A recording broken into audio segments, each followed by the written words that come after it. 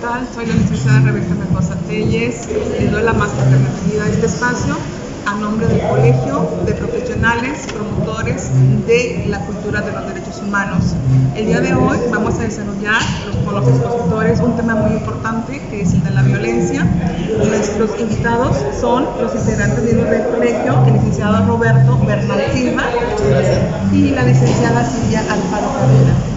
Leeré brevemente el currículum de cada uno de nuestros expositores. El licenciado Roberto Bernal Silva es egresado de la Facultad de Derecho y Criminología de la Universidad Autónoma de Nuevo León como licenciado en Derecho y Ciencias Sociales. Ha sido maestro de la materia Derecho de Amparo en la Universidad Metropolitana, así como en la Universidad Valle de México, y tiene más de 15 años de experiencia en litigio. La licenciada Silvia Alfaro Cadena es recién egresada de la carrera de licenciado en Psicología de la Universidad Autónoma de Nuevo León. Actualmente se encuentra ejerciendo la profesión. Pues bueno, enseguida nuestros exponentes nos van a dar pauta para poder desarrollar el tema que es en la actualidad muy importante. Licenciado Roberto, adelante. Muchísimas gracias. Bueno, este tema resulta muy interesante y trascendente para la vida cotidiana porque en muchas ocasiones escuchamos en los medios o en las redes sociales que se suscitan actos de violencia sin necesariamente entender qué es y cómo se suscita y cómo se genera. A mí me gusta mucho una definición que la Real Academia de la Lengua Española da al término de violencia, que es propiamente todo acto o omisión que está contra o que es contra la naturaleza de las cosas o las personas. Y en términos del lenguaje corriente, precisamente esto es lo que se determina que es la violencia. Sin embargo, existen varias formas de violencia y muchos lugares en que se puede desarrollar en la sociedad común. Para esto, la licenciada dará una exposición acerca de cómo se desarrollan estas formas de violencia. Adelante. Muchas gracias. Bueno, la violencia es un fenómeno que no necesariamente tiene que darse entre grupos de individuos. Es decir, las personas tienen instinto de sobrevivencia, a lo cual hemos olvidado que venimos de un desarrollo evolutivo, fuimos alguna vez changos, y después antes fuimos otro hasta llegar a ser bacterias y evolucionamos hasta llegar a ser el hombre, en donde el hombre desarrolló la corteza cerebral, el neocórtex, y por lo cual nosotros tenemos medio de comunicarnos, asimilar y tener significados.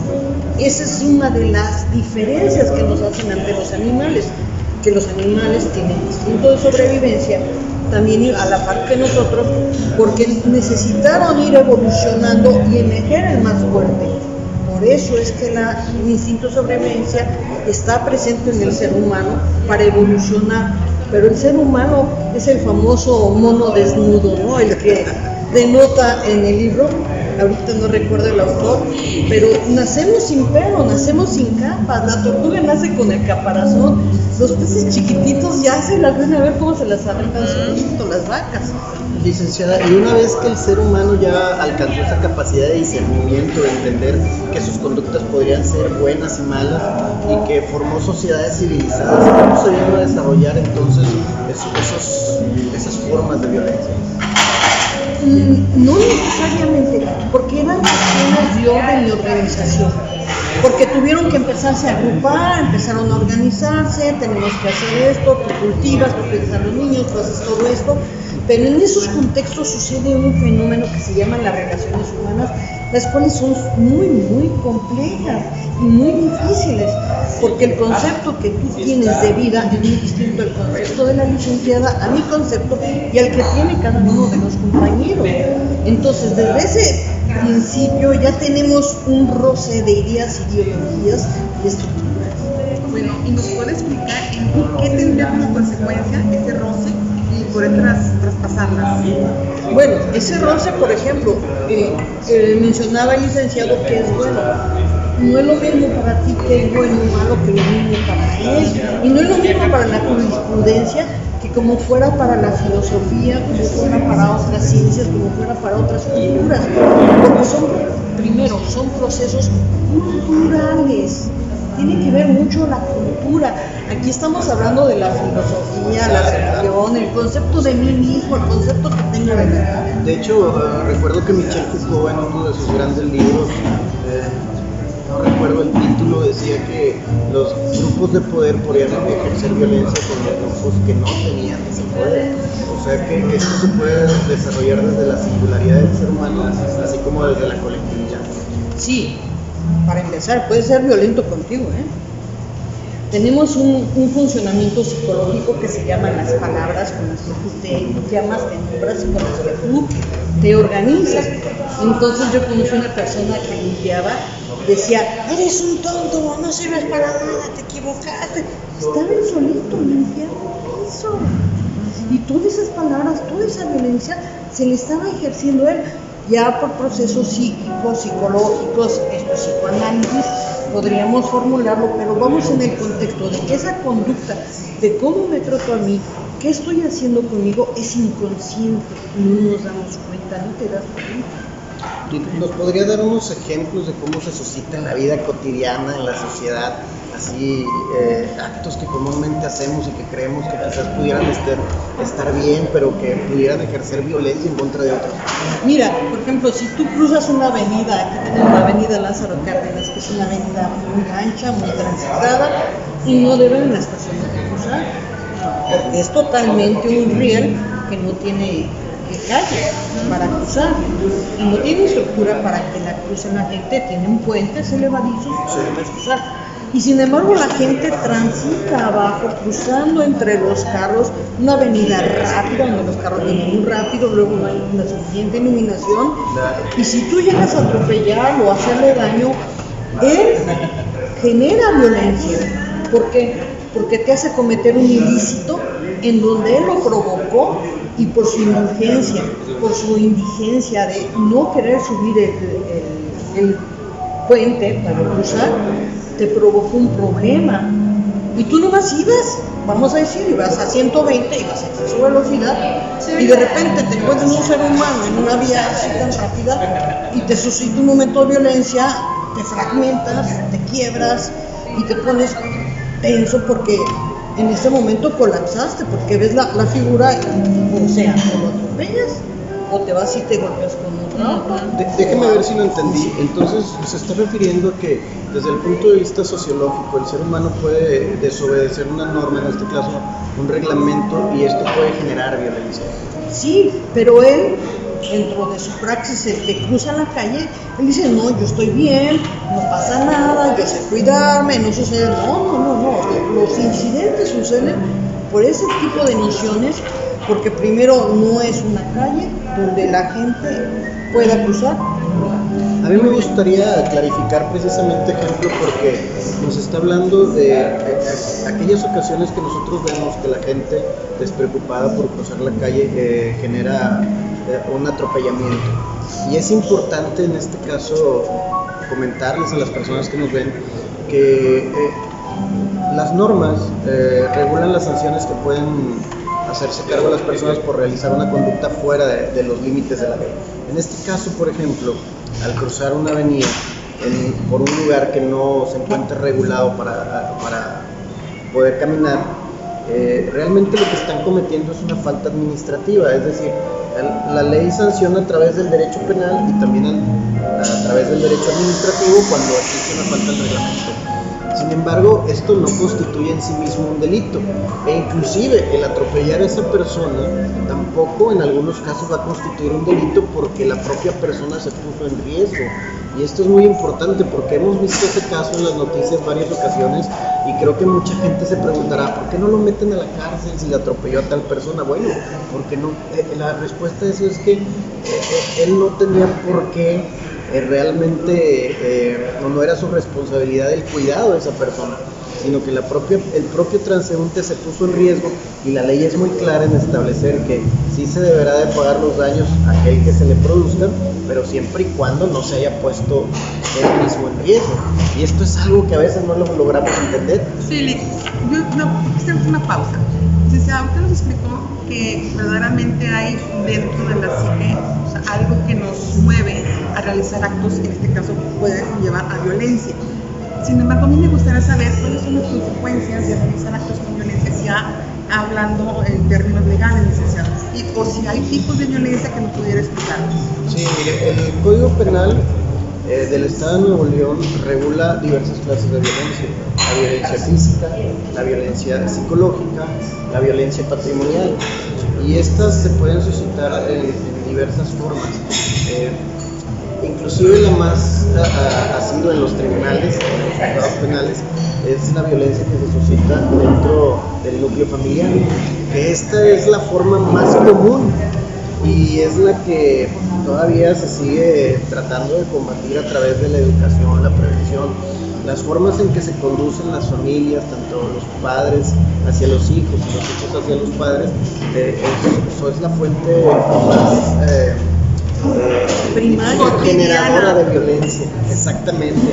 Entonces, estas formas son las que regula el Código Penal, entre otras, e inclusive, vamos a decir, en el robo, que es el apoderamiento de una cosa ajena, puede ser con violencia, cuando realmente está ejerciendo una violencia moral o una violencia física para desapoderar a alguien. Si yo tomo su teléfono y le digo, deme su teléfono, la golpeo, ya es una forma de violencia, porque ya estoy amenazándola con causarle daño. Y a pesar de que no le haya causado un daño, sí estoy generando una violencia moral. Entonces, estas formas son complicadísimas, sobre todo las que se dan en la familia, porque a veces en la cotidianidad el padre le dice al hijo, oye, es que estás bien pendejo. Ay, Ave María Purísima, eso ya constituye una forma de violencia que puede ser punible. Sí, desafortunadamente, lo bien lo menciona usted, licenciado, dentro de la casa, la verdad es difícil poder sacar la verdad. Porque ya se cierra la puerta y dentro de la casa se dan las violencias psicológica, verbal, inclusive física, inclusive sexual. Hasta sexuales, los abusos sexuales de los padres sobre los hijos son tremendos, o los hermanos. No vaya tan lejos, por ejemplo, el marido con la mujer, la violencia sexual, el derecho a la libertad sexual la tenemos todos. El hecho de que una mujer casada no quiera sostener relaciones con su esposo es simplemente un acto en donde, digamos, que está respetando su libre voluntad de querer o no querer tener o sostener esas relaciones. Eso es complicadísimo, porque al final del día, como lo dice la licenciada, se dan en el interior de la familia. Son complejas esas formas, pero siempre, y vamos a decirlo así, tal como es en el Estado de Nuevo León, siempre los tribunales han buscado proteger esas formas de violencia. Y siempre los jueces, la mayoría de los jueces penales han estado muy atentos para ese tipo de cuestiones, porque saben que son de los delitos de realización oculta y que muy difícil en ocasiones es susceptible de tener un testigo que los haya captado. Algo sí te voy a decir, a Nuevo León yo sí le puedo decir y le aprendo que la protección a la mujer es enorme. Sí. Los derechos y los valores de la mujer son protegidos por el Estado de Nuevo León, por supuesto que sí, hasta me pongo chinita, porque sí, de verdad, yo he visto y me he dado cuenta que es quizás uno de los estados que más protege y más está cuidando a la mujer. Qué bueno, pero créanme que eso, vaya, se ha luchado porque eso sea, porque eso no sucedió de siempre. O sea, las mujeres de antes fueron muy sufridas en todos los estados, nada más en Nuevo León. Y como fueron luchando por obtener más, no que digamos beneficios, sino que justicia, entonces ahora sí, ya Nuevo León está marcando la punta de lanza. Hay una forma de violencia que muchas veces no se denuncia, pero que yo considero que también sucede mucho, que es la violencia patrimonial. Usualmente la mujer que es casada y que no trabaja y se dedica a las labores del hogar, pues tiene que solicitarle al marido las cuestiones económicas para ella misma, para su ropa, sus artículos personales, y muchas veces los esposos se niegan a atender estas necesidades. Y recordemos que el Código Civil es claro en establecer que los cónyuges están obligados a darse alimento recíprocamente, lo que significa que una mujer que se dedique a las labores del hogar, a cuidar a los hijos, tiene el derecho de recibir de su esposo todo el dinero suficiente para cubrir sus necesidades. Y a veces la mujer casada quiere cosas y el marido dice no. Pero o es más, hasta las corren de la casa. Eso yo no lo sabía, lo que acabas de mencionar, me acabas de ilustrar e iluminar, porque yo no lo sabía, que él tiene la obligación de ayudar y proveer a la esposa. Es algo muy importante.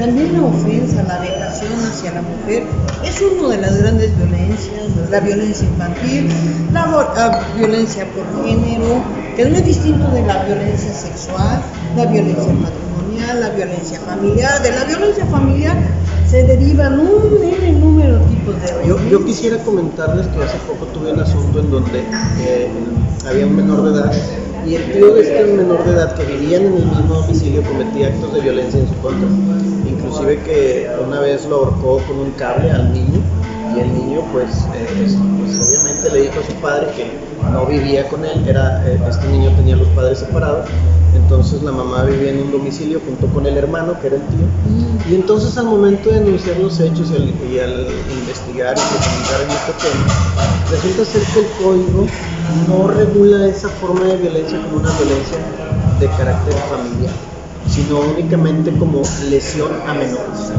Y esto me parece que es quizás una laguna que puede existir ahí en el código y que quizás los legisladores deberían de tomar en cuenta, porque muchas veces encontramos al menor de edad desprotegido de aquellas personas que sí se encuentran dentro de su círculo más cercano.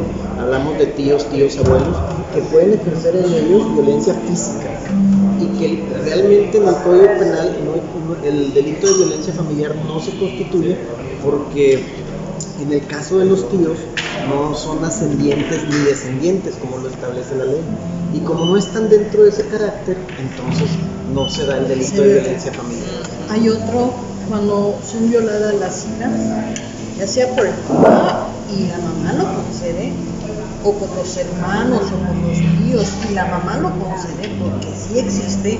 Cuando la hija lo denuncia, nadie le dicen que es una mentirosa, que está difamando a su mamá, que está haciendo acto de mal hecho con su mamá, y la pobre, de ser una víctima, pasa a ser victimaria, y la señalan, la dejan y termina peor. Por eso muchas de ellas no hablan, no lo dicen, porque se da ese contexto social y en el ámbito del hogar. Peor la discriminación que va a recibir esa niña por el hecho de haber mencionado que fue ultrajada por su propio padre, que sí sucede.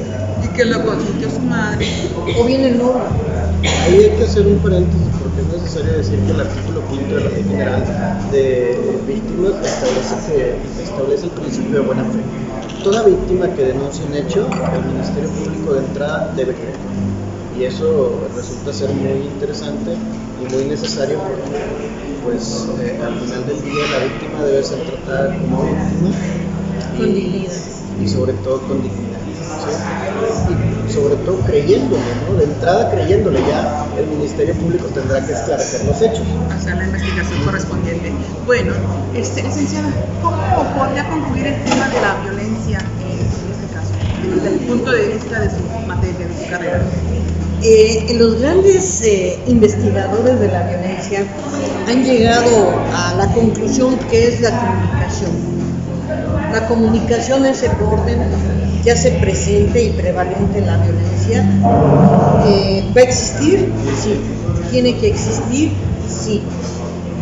Porque debemos de recordar primero que somos un mundo infinito de personas, seres vivos, seres humanos. Es más, la violencia la tenemos en la naturaleza, los rayos, los sismos, el terremoto de Turquía, qué barbaridad. Son actos de violencia que la naturaleza hace. Pero también hay actos de violencia, por ejemplo, te tomo una foto, te digo una grosería, te doy una cachetada, como tú me robaste, yo te mato. Son todas esas formas de cómo nos comunicamos, nos relacionamos y el conocimiento que tenemos. Y otra cosa muy grande, los medios de comunicación y el internet han transgredido y señalan y enjuician cuando alguien es un malandro, lo tienen que matar, lo tienen que meter a la cárcel, tienen que ir por él. Y la sociedad, viendo esto, que alguien que en la televisión lo está diciendo, lo está mencionando, piensa que es verdad. Correcto. Muy bien, licenciado, ¿cómo podría concluir su tema?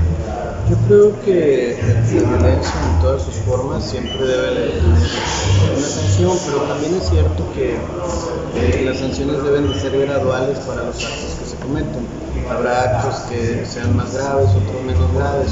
Yo concluiría diciendo que no basta con el recto comportamiento de los seres humanos en cualquiera de sus expresiones, ya sea en su singularidad o en su colectividad, para evitar cualquiera de sus formas.